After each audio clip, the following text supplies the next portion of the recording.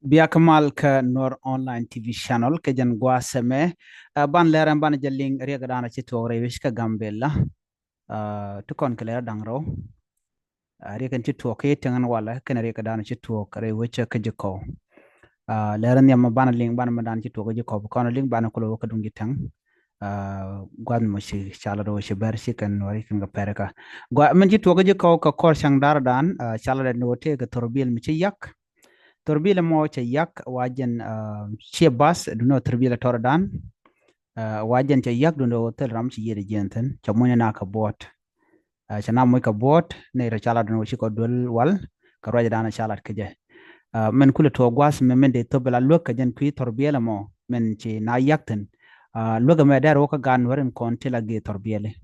kene de kon la greno ala gerun adiene jakam tot kiem kui chi yan diari ngaru rubelong di yen gerunde yen on ko de yen kapchong gwa de dan chan meri ge dan che tok wi kubri ke kon diala ngach me che turbil kel chane kon che ye ken che kabat dum le yen gara gwa shab ger ke speed shab ger ke pet biya ni kun biya kala da mat dara mo gwa long da yin na kon der ka ken gorje oba mgaran ba che tok che mo ka kwang ke che binyu ka shat ke che mat ka tap di kon yar ke ninat dera gara nge je no gwa jal ko te ne te gere donki terbil mo che de lo yak na me der wo ka ye yene kon la gir nyok ban der wo ka ne dial content te torbil te pindian rol nuare ko de ne dial ti te la ger te la gan no de ga jongo no de ken ga de kana jakama tot chikana dia ngoje longo rup ko pinte ka pol nyok chare je ka na mo der akel luga me der wo ka ne kon ti la gir re wo ka gambela te la gan nuare man de der wo ka ne content gar ka ba jay ne kana mo toro no de yen gurun bo de na kap chong bo met shi kabrun chonga je duno shi ndia ger ke speed ko speed yara la kenyam de moto de yar ka de tribil de yar men ba jan kun ma de ka yar mi shi anga je no duob jega che de gwan wode yen ngoje long de na ngoje met ana mo der yen lokka ta dana de yen ala road accident de yen jak motot ke je na ma der ko yen dialan kon tilen ka rwani ka kujemo men de yen balen gwa seme rega di dan che togre wicha kai tang ka jen tok tiang pai wo ko dobran chalat ke je chalat no shi ber shi kan war ke kana na kai tang dobran na kana je ngora kanala duno chalan yo shi kan war kana nak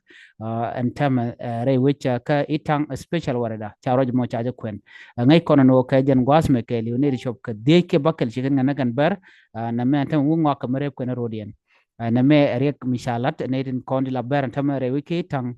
ki tang special warda ka do bana chalat ke je shan war mo cha yere cha jabat no kan la no nwara dien lorano e wut wala shek na mo ngoda kan la do chalan yo shi kan war kel shi kana nak re wiki tang ke special warda la itang special warda itang ram kuje itang amat nware ka bar cái sợi ni mà nên thùng ngoan dân cho lại itang special warda mon ko ti tin mana bun cha chu jaka very special na me aler mo dog yen dial ke dan cho lat ke jen gwasme ngai yana pan wala pan ka jem